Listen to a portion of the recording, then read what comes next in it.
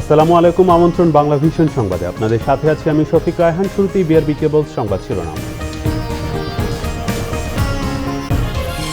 এখনই খুলছে না স্কুল কলেজ, ভাবা হচ্ছে এইচএসসি এবং জেএসসি নিয়ে। কওমির উচ্চতর পরীক্ষার অনুমোদন মন্ত্রিসভায়। আইভি রহমানের ১৬তম মৃত্যুবার্ষিকী পালিত, প্রধানমন্ত্রীর স্মৃতিচারণ। ১৫ ও ২১শে আগস্ট একই সূত্রে গাথা, বললেন কাদের। সিনহা হত্যায় ৪ দিনের রিমান্ডে প্রদীপ, লিয়াকত, নন্দদুলাল সহ ৭ পুলিশ। র্যাবের তদন্তে ব্যাপক অগ্রগতি। করোনায় দেশে আরও ৪২ জনের মৃত্যু, ফি কমানোর পরও কমছে টেস্ট। মানুষের অনীহাকে দুষলেন স্বাস্থ্যমন্ত্রী।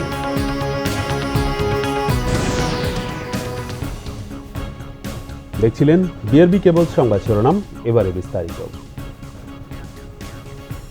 স্কুল কলেজ খোলার মতো পরিস্থিতি এখনও হয়নি, তবে এইচএসসি জেএসসির মতো পরীক্ষাগুলোর বিষয়ে সরকার জোরালোভাবে চিন্তা করছে, জানিয়েছেন মন্ত্রিপরিষদ সচিব খন্দকার আনোয়ারুল ইসলাম। আর কওমি মাদ্রাসাগুলোর স্নাতকোত্তর পর্যায়ের পরীক্ষা নেওয়ার অনুমোদনও দেয় মন্ত্রিসভা। বৈঠকে ২১শে আগস্ট গ্রেনেড হামলায় প্রয়াত আইভি রহমানের বীভৎস মৃত্যুকে সহ্য করার মতো নয় বলে মন্তব্য করেছেন প্রধানমন্ত্রী। সোমবার সচিবালয় মন্ত্রিসভার বৈঠকে গণভবন থেকে অনলাইনে যুক্ত হন প্রধানমন্ত্রী শেখ হাসিনা। ২১শে আগস্ট গ্রেনেড হামলায় প্রয়াত আইভি রহমানের প্রতি শ্রদ্ধা ও পরিবারের সদস্যদের সমবেদনা জানিয়ে স্মরণ করেন প্রধানমন্ত্রী। বলেন, দলের যে কোনো আন্দোলন সংগ্রামে গুরুত্বপূর্ণ ভূমিকা ছিল আইভি রহমানের। ২২ জন নেতাকর্মী, তার মধ্যে ৪ জন আমাদের মহিলা আওয়ামী লীগের নেত্রী মারা যায়, আর ২ জন অজ্ঞাতনামা ছিল। তাদের লাশও কেউ নিতে আসেনি। তো ধারণা করা হয় যে এই অজ্ঞাতনামারা হয়তো যারা আক্রমণকারী তাদের মধ্যেও হতে পারে বা কিছু, জানি না। আইভি রহমানের কথা, প্রত্যেক আন্দোলন সংগ্রামে সবসময় মাঠে থাকতেন উনি, একদম মানুষের সাথে, এবং মিটিংয়ে সবসময় মাঠে আমাদের কর্মীদের সাথেই বসতেন। কোনো অহমিকা ছিল না, এই ছিল না। কিন্তু এত সুন্দর একটা মানুষের এরকম বীভৎস মৃত্যু, যেটা সত্যি মানে সহ্য করা যায় না।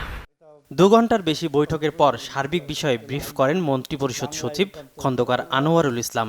কওমি মাদ্রাসারা তারা আপিল করেছিল যে তারা উপরের লেভেলের পরীক্ষাগুলো নিয়ে নিতে চায়, তো সেটা গভর্নমেন্ট অ্যাগ্রি করে গেছে।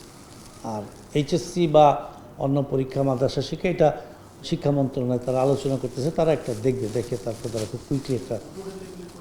তবে স্কুল কলেজ এখনও খোলার মতন অবস্থায় আসতে বলে আমাদের কাছে মনে হচ্ছে না, কিন্তু পরীক্ষার বিষয়টা ওনারা খুব স্ট্রংলি চিন্তা ভাবনা করতেছেন যে কিভাবে কি করা যায়। জেল ও জরিমানা বাড়িয়ে Bangladesh house building finance corporation সংশোধন আইন ২০২০ চূড়ান্ত অনুমোদন দেয় মন্ত্রিসভা।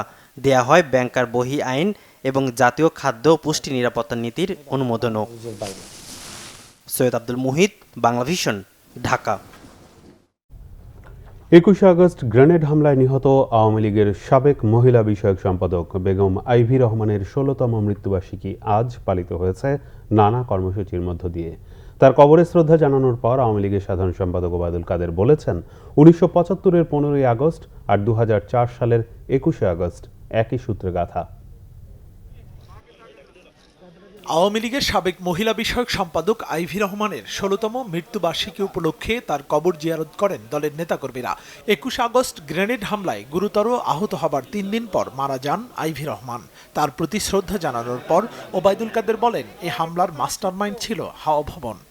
৭৫-এর ১৫ই আগস্ট এবং ২০০৪ সালের ২১শে আগস্ট, এ দুটি হত্যাকাণ্ডই একই সূত্রে গাঁথা, একই ষড়যন্ত্রের ধারাবাহিকতা।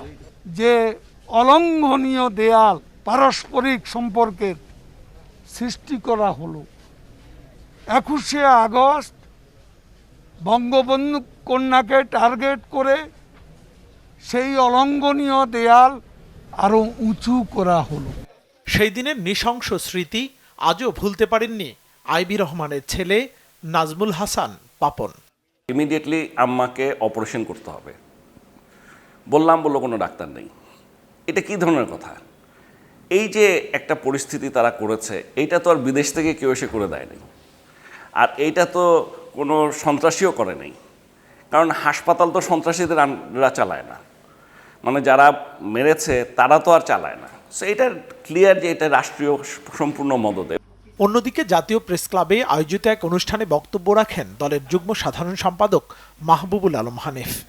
ডিজিএফআই, এনএসআই, পুলিশ দিয়ে যেভাবে ব্যবহার করে এই হত্যাকাণ্ডগুলো বাস্তবায়ন করা এবং তাদের প্রোটেকশন দেওয়ার চেষ্টা করা হয়েছিল, এই কারণেই বেগম খালেদা জিয়ার দায় থেকে এড়াতে পারেন না এবং দেশের জনগণ এখনো মনে করে এই 2004 সালে 21 আগস্ট গ্রেনেড হামলার রাষ্ট্রের নির্বাহী প্রধান হিসাবে বেগম খালেদা জিয়াকে দায়ী করে তাকেও শাস্তির আওতায় আনা হোক, এটাও দেশবাসী চায়।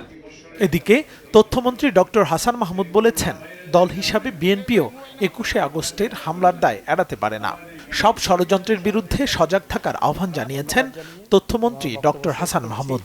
জয় বাংলা, জয় বঙ্গবন্ধু। মুহিবুল্লাহ মুহিব, বাংলা ভিশন, ঢাকা।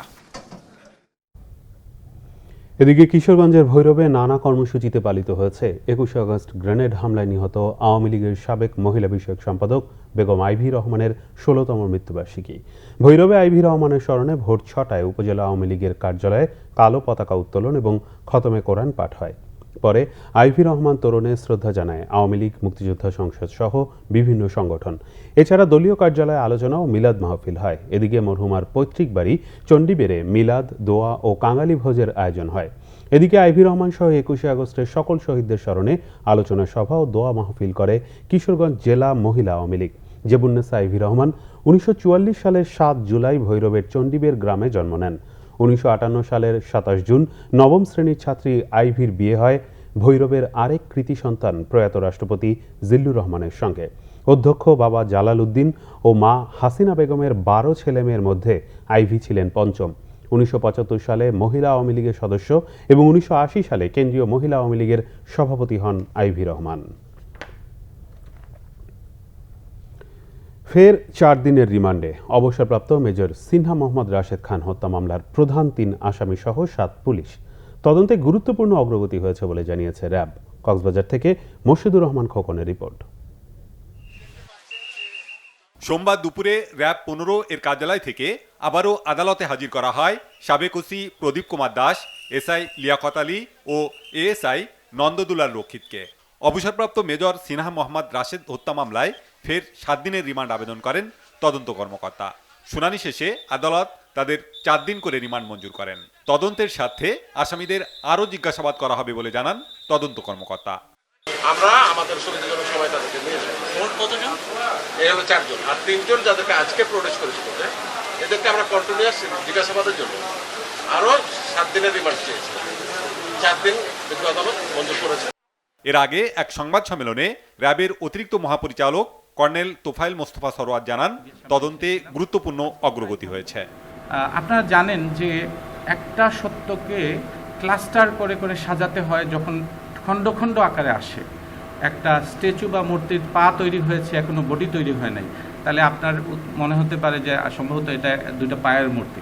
এই জন্য বর্তমানে আমরা অবশ্যই উল্লেখযোগ্য অগ্রগতি হয়েছে। ইনশাল্লাহ আমরা আশা করব আমাদেরকে আপনারা সহযোগিতা করবেন। 6 আগস্ট কক্সবাজারের সিনিয়র জুডিশিয়াল ম্যাজিস্ট্রেট চাঞ্চল্যকর এই হত্যা মামলার আসামিদের 7 দিন করে রিমান্ড মঞ্জুর করেন। 18 আগস্ট কক্সবাজার জেলা কারাগার থেকে প্রধান 3 আসামিকে রিমান্ডে নেওয়া হয়। জিজ্ঞাসাবাদের এক পর্যায়ে মামলার মূল 3 আসামিকে নিয়ে ঘটনাস্থলে যায় র্যাব। এদিকে এ মামলায় এখনও রিমান্ডে আছে এপিবিএনের এএসআই শাহজাহান, কনস্টেবল রাজীব ও আবদুল্লাহ। 31 জুলাই কক্সবাজার টেকনাফ মেরিন ড্রাইভের শ্যামলাপুর চেকপোস্টে পুলিশের গুলিতে নিহত হন অবসরপ্রাপ্ত major Sinha. Bangla vision news desk. এদিকে মিয়ানমার থেকে পাচার হয়ে আসা 13 লাখ পিস ইয়াবা জব্দ করেছে র্যাব। আটক করা হয়েছে এক রোহিঙ্গা সহ 2 জনকে। রবিবার ভোরে বঙ্গোপসাগরে অভিযান চালিয়ে এগুলো জব্দ করা হয়, যার আনুমানিক মূল্য প্রায় 40 কোটি টাকা। এ সময় একজন রোহিঙ্গা সহ আটক করা হয় 2 পাচারকারীকেও। সোমবার দুপুরে এ তথ্য জানানো হয় কক্সবাজারে র্যাব 15 কার্যালয়ে সংবাদ সম্মেলনে।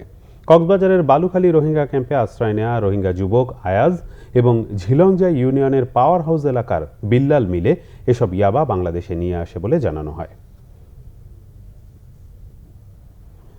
করোনা ভাইরাসে আক্রান্ত হয়ে দেশে আরও 42 জনের মৃত্যু হয়েছে। এ নিয়ে মৃতের সংখ্যা দাঁড়ালো 3983 জনে। সোমবার গণমাধ্যমে পাঠানো স্বাস্থ্য অধিদপ্তরের বিজ্ঞপ্তিতে জানানো হয়, গত 24 ঘন্টায় নমুনা পরীক্ষা হয়েছে 13,382টি। এতে ২,৪৮৫ জনের শরীরে করোনা ভাইরাস শনাক্ত হয়েছে। এ নিয়ে মোট আক্রান্ত ২,৯৭,০৮৩ জন।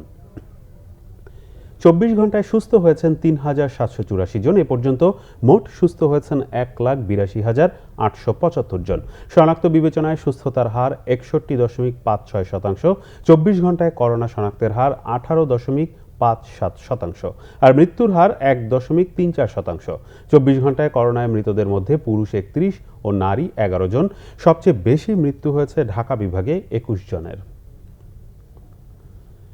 এদিকে মানুষের অনীহার কারণে করোনার টেস্টের সংখ্যা বাড়ছে না বলে জানিয়েছেন স্বাস্থ্যমন্ত্রী জাহিদ মালেক। এমনকি টেস্টের ফি কমানো হলেও সংখ্যা বাড়ছে না বলে জানান তিনি। বলেন, র্যাপিড টেস্টের সিদ্ধান্ত না নিলেও সরকার শিগগিরই অ্যান্টিজেন পরীক্ষা শুরু করবে। স্বাস্থ্য মন্ত্রণালয় চীনের দেয়া চিকিৎসা সামগ্রী গ্রহণকালে এসব বলেন তিনি। শুধু সরকারি হাসপাতালে অ্যান্টিজেন পরীক্ষা হবে জানিয়ে তিনি বলেন, তবে অ্যান্টিবডি পরীক্ষা করা হবে না। করোনার ভ্যাকসিন বিষয়ে রাশিয়া, যুক্তরাষ্ট্র, চীন সহ বিশ্বের বিভিন্ন দেশের সরকারের সাথে যোগাযোগ রয়েছে। ভ্যাকসিন আবিষ্কার হলে প্রধানমন্ত্রীর নির্দেশ অনুসারে কার্যকরী ভ্যাকসিন দেশে আনা হবে বলে জানান তিনি। দেশে টেলিমেডিসিন সেবা বাড়ায় করোনা আক্রান্তরা বাড়িতে বসে চিকিৎসা নিয়ে ভালো হচ্ছেন। এজন্য হাসপাতালের ৭০% সিট খালি পড়ে আছে বলে দাবি করেন জাহিদ মালেক।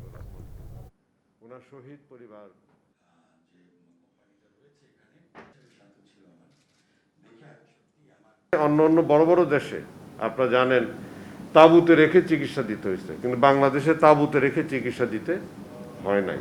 আপনারা তুলনা করবেন অন্য দেশের সাথে। ইউরোপে এক একটা দেশে 40,000 লোক করে মারা গেছে, পপুলেশন 1/3 আমাদের। আমেরিকা সবচেয়ে বড় শক্তি, যাদের সব দিক দিয়ে তারা সবার থেকে এগিয়ে শক্তিশালী, তাদের লক্ষ লক্ষ লোক সংক্রামিত হয়েছে, মৃত্যুবরণ করেছে, তাদের লোকরাও তাঁবুতে থাকতে হয়েছে। আমাদের দেশে সেই অবস্থা হয়নি। এখন তো আমাদের হাসপাতাল 60-70% বেডই খালি। বিশ্বে করোনায় মোট মৃত্যু 8,14,000 ছাড়িয়েছে। আক্রান্ত 2,36,00,000-এরও বেশি। করোনায় মৃত্যু আক্রান্তের তালিকায় প্রথমে থাকা যুক্তরাষ্ট্রে রবিবার আরও 430 জনের মৃত্যু হয়েছে। মোট প্রাণহানি 1,80,700 শতাধিক। আক্রান্ত 58,86,000-এর উপরে। মার্কিন খাদ্য ও ওষুধ বিভাগ এফডিএর বরাত দিয়ে প্লাজমা চিকিৎসায় বেশ ভালো ফলাফল পাওয়া যাচ্ছে বলে জানিয়েছেন প্রেসিডেন্ট ট্রাম্প। করোনা থেকে সেরে উঠতে এজন্য প্লাজমা চিকিৎসা নেয়ার আহ্বান জানিয়েছেন তিনি। সার্বিক তালিকায় দ্বিতীয় অবস্থানে থাকা ব্রাজিলে মারা গেছে 1,14,700 শতাধিক। মোট শনাক্ত 36 লাখ ছাড়িয়েছে। ভারতে সোমবার গেল কয়েক ঘন্টায় মারা গেছে 600-রও বেশি। এতে মোট মৃত্যু 58,000-এর বেশি। নতুন করে 61,000 সহ মোট আক্রান্ত ছাড়ালো 31,49,000।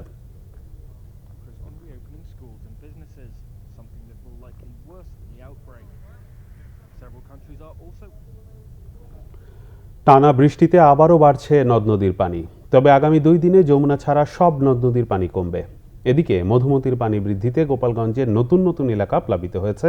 তবে আগামী একদিনে মানিকগঞ্জ, রাজবাড়ী ও ফরিদপুর জেলার নিম্নাঞ্চলের বন্যা পরিস্থিতির উন্নতির আভাস দিয়েছে বন্যা পূর্বাভাস ও সতর্কীকরণ কেন্দ্র। গোপালগঞ্জে সবকটি নদ নদীর পানি বৃদ্ধি পেয়ে নতুন নতুন এলাকা প্লাবিত হয়েছে। এতে 5 উপজেলার 46টি ইউনিয়নের 327টি গ্রামের মানুষ পানিবন্দী। বন্যা দীর্ঘ হওয়ায় ছড়িয়ে পড়েছে পানিবাহিত নানা রোগ। পশুখাদ্যের সংকটও চরমে। গাজীপুরে তুরাগ, বংশী ও কাটাখালী নদ নদীর পানি আবারও বেড়েছে। তলিয়ে আছে রাস্তাঘাট। আতঙ্কে নদী তীরবর্তীরা। কালিয়াকৈরে বন্যায় ক্ষতি হয়েছে 12 শতাধিক মৎস্য খামার ও পুকুরের। এদিকে অবর্ণনীয় দুর্ভোগে রয়েছেন সাতক্ষীরার উপকূলীয় এলাকার লক্ষাধিক বানভাসী। তলিয়ে গেছে 1/2 শতাধিক গ্রাম। বিচ্ছিন্ন যোগাযোগ ব্যবস্থা। প্রবল জোয়ারের চাপে বেড়ি বাঁধ ভেঙে আশাশুনি সদর, প্রতাপনগর, শ্রীউলা উপজেলা এবং শ্যামনগরের গাবুরা ইউনিয়নের 1/2 শতাধিক গ্রাম প্লাবিত হয়েছে। Nasrin Giti, Bangla vision news desk. LPG বা সিলিন্ডার গ্যাসের মূল্য ঠিক করতে বাংলাদেশ এনার্জি রেগুলেটরি কমিশন বিইআরসিকে মডেল নির্ধারণে চিঠি দিয়েছে মন্ত্রণালয়। কিন্তু কমিটি গঠন ছাড়া তেমন কোনো অগ্রগতি নেই বিইআরসির। বিশেষজ্ঞরা বলছেন এ ব্যাপারে আদালতের নির্দেশনা রয়েছে। তাই সময়ক্ষেপণ না করে দ্রুত দাম নির্ধারণে পদ্ধতি প্রণয়ন করা উচিত বিইআরসির। দেশে বর্তমানে এলপিজি বা সিলিন্ডার গ্যাসের চাহিদা প্রায় 8 লাখ টন। বাসাবাড়িতে প্রায় 10% পাইপলাইন গ্যাসের বিপরীতে সিলিন্ডারের ব্যবহার 60 ভাগেরও বেশি। সরকারের প্রতিযোগিতামূলক বাজার তৈরির প্রক্রিয়া বেড়েছে এলপিজি আমদানি ও বিতরণ কোম্পানির সংখ্যাও, কিন্তু দামের কোনো লাগাম নেই। বেসরকারি খাত নির্ভর হয় দাম নির্ধারণে ব্যর্থ হয়েছে সরকারের প্রায় সব প্রচেষ্টাই। বাংলাদেশে এলপি জ্বালানির মূল্য নির্ধারণ করে বেসরকারি কোম্পানি এবং তা অনিয়ন্ত্রিত। ভোক্তা পর্যায়ে পৌঁছতে এই জ্বালানির মূল্য কয়েক দফায় বৃদ্ধি ঘটে। সুতরাং এনার্জি রেগুলেটরি কমিশন কর্তৃক এই মূল্য নির্ধারণ হওয়া যৌক্তিক বলে আমি মনে করি। অবশেষে আদালতের নির্দেশে গেল বছর বাংলাদেশ এনার্জি রেগুলেটরি কমিশনকে দাম নির্ধারণ করার প্রক্রিয়া বের করতে চিঠি দেয় মন্ত্রণালয়, কিন্তু তাতে টনক নড়েনি বিইআরসির। তবে চলতি বছরের ফেব্রুয়ারিতে বিষয়টির অগ্রগতি জানতে চেয়ে কমিশনকে আবারও চিঠি দেয় সরকার। কিন্তু গ্যাস বিদ্যুতের দাম বাড়াতে কমিশনের যত আগ্রহ, ঠিক ততই যেন অনাগ্রহ এলপিজির দাম কমানোর ক্ষেত্রে। এর আগে এই সকল পদার্থের দাম সরকার নির্ধারণ করত, বারকে হস্তান্তর করে নাই। আমরা তো ফেব্রুয়ারিতে জয়েন করেছি, তার পূর্বে ওনারা একটা তাগিদ দিয়েছেন, এর পূর্বে একটা চিঠি করেছেন।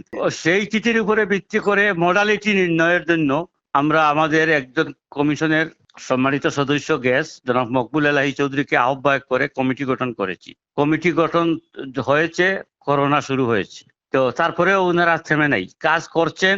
আশা করছি আমরা সেপ্টেম্বরের ভিতরে ওনাদের কাছ থেকে একটা প্রতিবেদন পাবো। এলপিজির দাম নির্ধারণে প্রয়োজনে পাশের দেশের ফর্মুলা অনুসরণের পরামর্শ জ্বালানি বিশেষজ্ঞ অধ্যাপক বদরুল ইমামের। ভারতে এলপিজি মূল্য বাংলাদেশের চেয়ে কম, এর একটি কারণ হলো যে ভারতের মূল্য নির্ধারণ করে ভারত সরকার। এলপিজির মূল্য নির্ধারিত হয় সৌদি আরামকো কোম্পানি কর্তৃক। প্রতি মাসের 1 তারিখে এই মূল্য নির্ধারণ করে এবং পুনর্নির্ধারণ করে। সুতরাং বাংলাদেশ এনার্জি রেগুলেটরি কমিশনকে একটি পন্থা অবলম্বন করতে হবে, যাতে করে এই ঘন ঘন মূল্য নির্ধারণ এবং পুনর্নির্ধারণের সাথে তাল মিলিয়ে এই মূল্যটার অ্যাডজাস্ট করা। এটি কিছুটা জটিল প্রক্রিয়া হলেও এই পন্থা অবলম্বনের মাধ্যমে এলপিজির মূল্য নির্ধারণ করা যৌক্তিক। বর্তমানে দেশে 12 কেজি এলপিজি সিলিন্ডার কোম্পানি ভেদে বিক্রি হচ্ছে 900 থেকে 1200 টাকায়। রিশান নাসরুল্লাহ, বাংলা ভিশন, ঢাকা। কক্সবাজারের চকরিয়ায় গরু চোর সন্দেহে রশিতে বেঁধে নির্যাতনের শিকার মা ও 2 মেয়েকে জামিন দিয়েছে আদালত, তবে এখনও মুক্তি পায়নি ছেলেসহ 2 জন। গত শুক্রবার কক্সবাজারের চকরিয়ায় গরু চুরির অপবাদ দিয়ে একই পরিবারের 4 জনকে রশিতে বেঁধে নির্যাতন করে হারবাং ইউপি চেয়ারম্যান ও ইউনিয়ন আওয়ামী লীগ সভাপতি মিরানুল ইসলাম ও তার সহযোগীরা। রশিতে বেঁধে নির্যাতনের শিকার মা মেয়ের ছবি ফেসবুকে ভাইরাল হয়। পরে স্থানীয় মাহমুদুল হক গরু চুরির অভিযোগে চকরিয়া থানায় একটি মামলা দায়ের করে। মামলায় চট্টগ্রামের পটিয়া উপজেলার শান্তিরহাট এলাকার আবুল কালামের স্ত্রী পারভিন আক্তার, মেয়ে সেলিনা আক্তার, রোজিনা আক্তার, ছেলে আরমান ও পেকুয়া উপজেলার ছুট্টু নামে আরেকজনকে আসামি করা হয়। পুলিশ তাদের আটক করে আদালতের মাধ্যমে জেল হাজতে পাঠায়।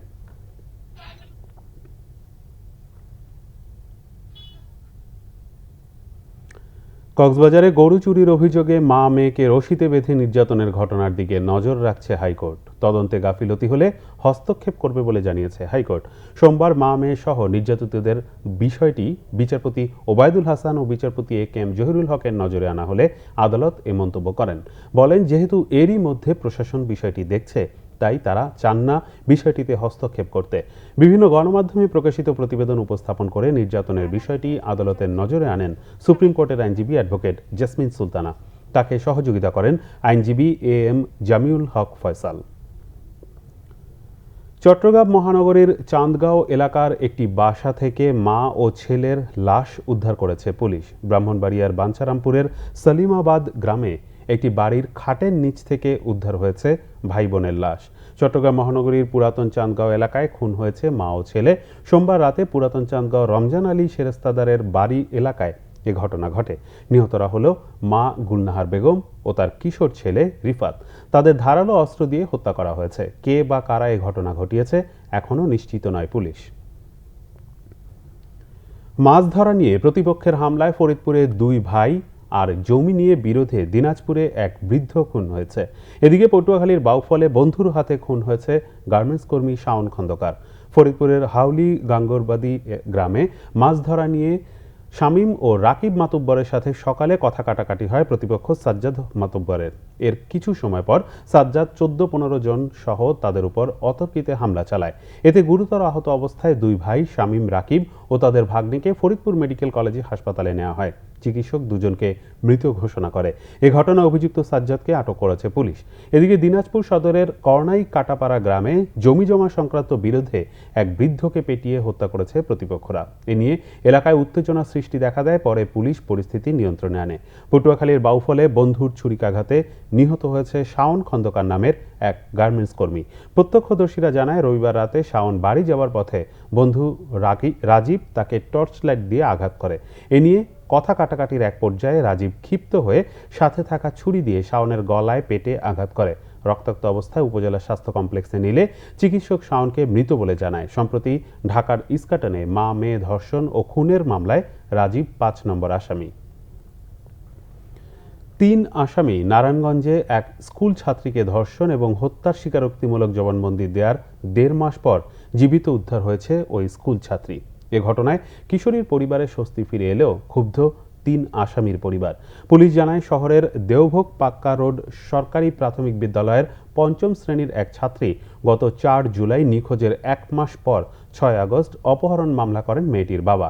পরে পুলিশ এলাকার রাকিব, আব্দুল্লাহ ও খলিল নামে 3 জনকে গ্রেফতার করে। গ্রেফতারের পর তারা স্কুল ছাত্রীকে ধর্ষণের পর হত্যা করে শীতলক্ষা নদীতে লাশ ভাসিয়ে দেওয়ার কথা স্বীকার করে। বর্তমানে আসামিরা জেল হাজতে রয়েছে। ঘটনার প্রায় 1.5 মাস পর রবিবার বন্দর উপজেলার নবীগঞ্জ এলাকা থেকে ওই কিশোরীকে জীবিত ফিরে পাওয়ায় বিষয়টি পুলিশকে জানায় মেয়েটির পরিবার। শারীরিক প্রতিবন্ধী মেয়েটি পালিয়ে বিয়ে করে স্বামীর সাথে থাকছে দাবি করে তারা মামলাটি প্রত্যাহারের ইচ্ছা জানান। এদিকে আসামি স্বজনদের দাবি, তদন্ত কর্মকর্তা এসআই শামীম রিমান্ডে 3 জনকে ব্যাপক মারধর করেছেন। 3 পরিবারের কাছ থেকে 47,000 টাকাও আদায় করেছেন। পুলিশের এই কর্মকর্তার বিচার চান তারা। বিষয়টি খতিয়ে দেখা হচ্ছে বলে জানিয়েছে পুলিশ। চট্টগ্রামে মুক্তিযোদ্ধাদের মানববন্ধনে হামলা চালিয়েছে দুর্বৃত্তরা। এতে 5 মুক্তিযোদ্ধা আহত হয়েছেন। ঘটনাস্থল থেকে 3 জনকে আটক করেছে পুলিশ। সোমবার দুপুরে চট্টগ্রাম প্রেস ক্লাবের সামনে আয়োজিত মানববন্ধন ও বিক্ষোভ সমাবেশে এ হামলা চালানো হয়। আহতদের হাসপাতালে পাঠানো হয়েছে। মহানগর মুক্তিযোদ্ধা সংসদের কমান্ডার মোজাফফর আহমেদ জানান, মৌলভী সৈয়দকে মুক্তিযোদ্ধা বলে অস্বীকার করা এবং বাঁশখালীতে কোনো মুক্তিযুদ্ধ হয়নি। বাঁশখালীর এমপির এমন বক্তব্যের প্রতিবাদে আয়োজিত মানববন্ধন চলাকালে কয়েকটি গাড়ি ভর্তি লোকজন গিয়ে অতর্কিতে তাদের উপর হামলা চালায়। এতে 10 মুক্তিযোদ্ধা আহত হন বলে জানান তিনি। অবৈধ সম্পদ অর্জনের অভিযোগে হানিফ পরিবহনের মালিক কফিল উদ্দিনকে জিজ্ঞাসাবাদ করেছে দুর্নীতি দমন কমিশন। সকাল 10টা থেকে দুপুর 1টা পর্যন্ত দুদকের উপপরিচালক আবু বকর সিদ্দিকের নেতৃত্বাধীন একটি দল তাকে জিজ্ঞাসাবাদ করে। জিজ্ঞাসাবাদ শেষে কফিল উদ্দিন সাংবাদিকদের বলেন, দুদকের করা অভিযোগের জবাব দেওয়া হয়েছে।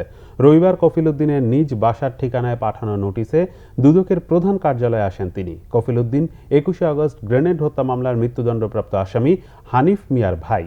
এর আগে হানিফ এন্টারপ্রাইজের মালিক পলাতক হানিফ মিয়া, তার স্ত্রী ইভা হানিফ এবং ভাই কফিল উদ্দিনকে জিজ্ঞাসাবাদের জন্য তলব করে দুদক। দুদকের কাছে অভিযোগ রয়েছে, পলাতক হানিফ তার বিভিন্ন সম্পদ স্ত্রী, ভাই সহ পরিবারের অন্য সদস্যদের নামে রেখেছেন, যার কোনো বৈধ উৎস নেই।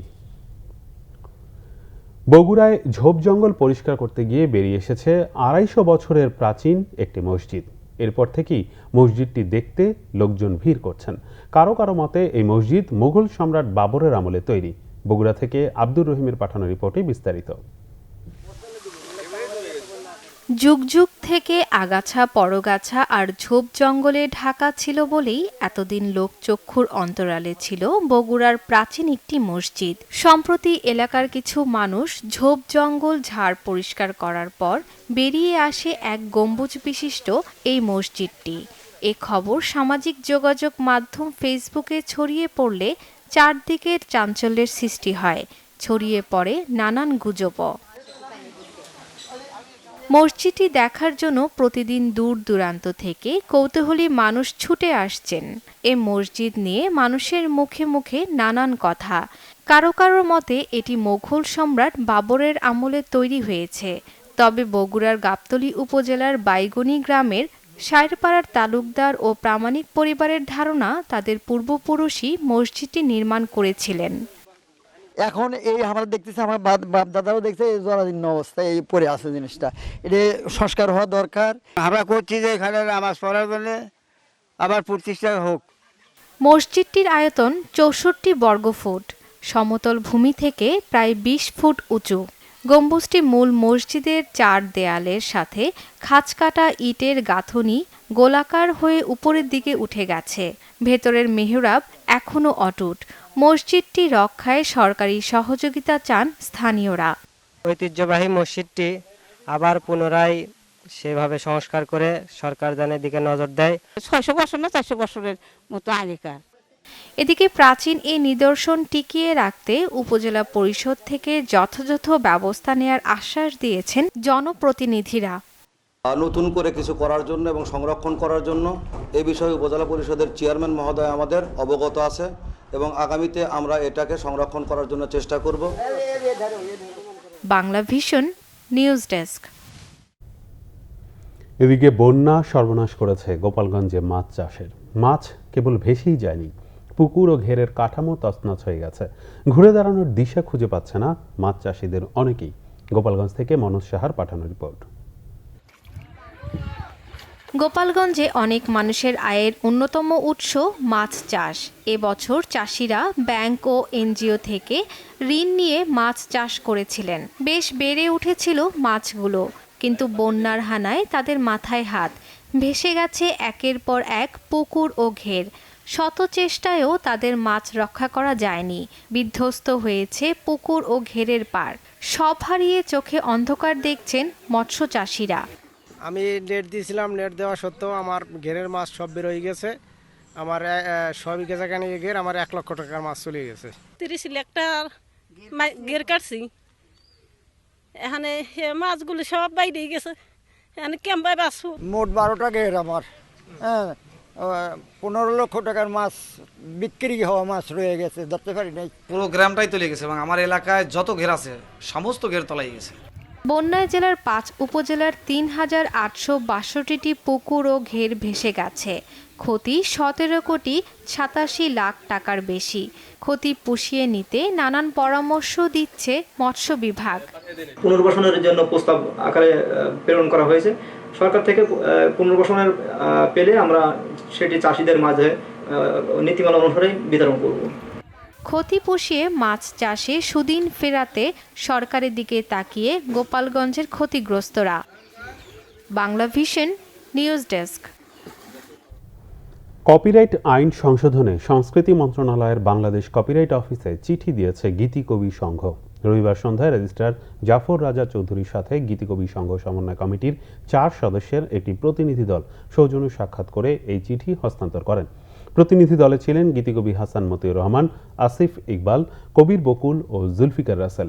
সৌজন্য সাক্ষাতে গীতিকবিদের নৈতিক ও আর্থিক অধিকার আদায়ে গীতিকবি সাংগঠনিক অবস্থান, সঙ্গীতাঙ্গনে বিরাজমান অস্থিরতা নিরসনে সংঘের ভূমিকা ও অবস্থান, সবার সাথে আলোচনার মাধ্যমে আস্থার পরিবেশ তৈরি এবং গীতিকবিদের অপ্রাপ্তি ও বঞ্চনার বিষয়ে দীর্ঘ আলোচনা হয়।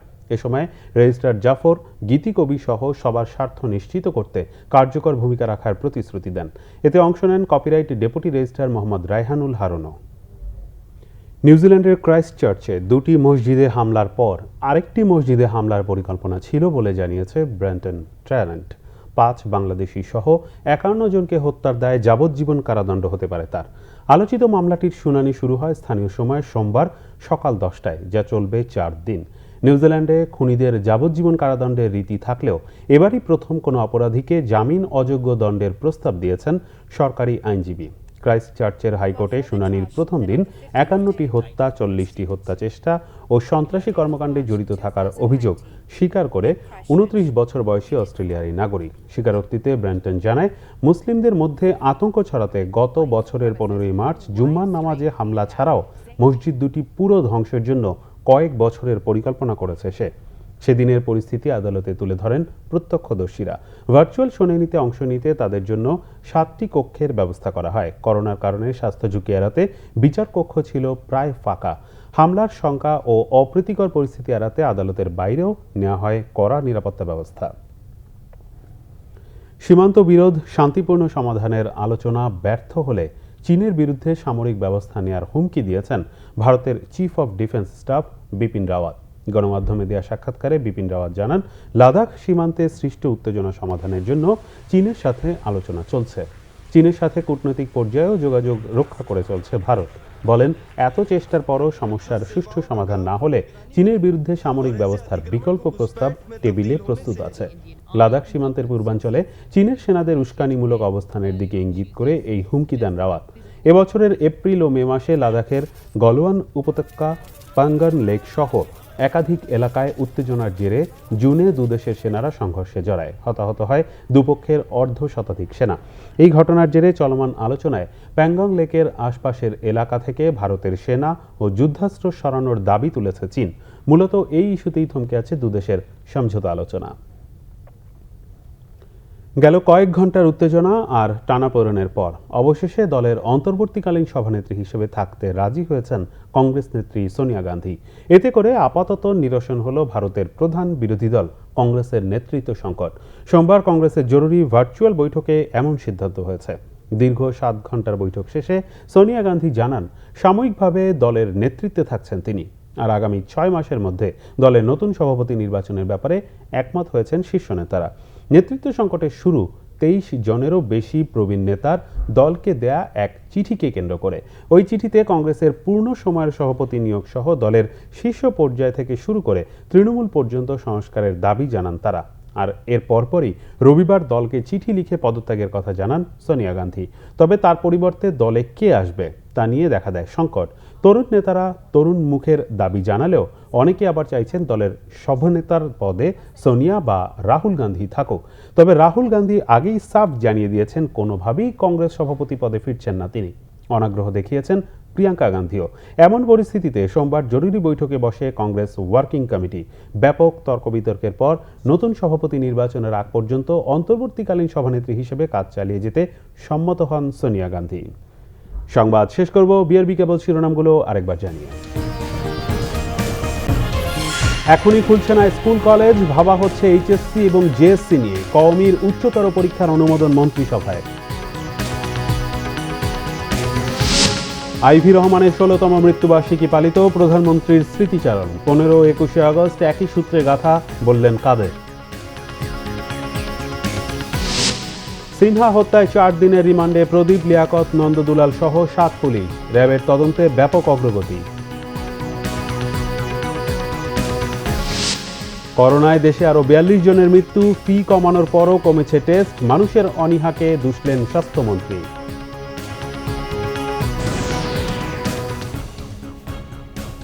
এই ছিল এখনকার মতো। পরের সংবাদ দেখার আমন্ত্রণ রইল। এছাড়া বাংলাভিশন সংবাদ ও সংবাদ সংশ্লিষ্ট অনুষ্ঠান দেখতে লগ ইন করুন facebook.com/বাংলাভিশন এবং সাবস্ক্রাইব করুন youtube.com/বাংলাভিশন নিউজ।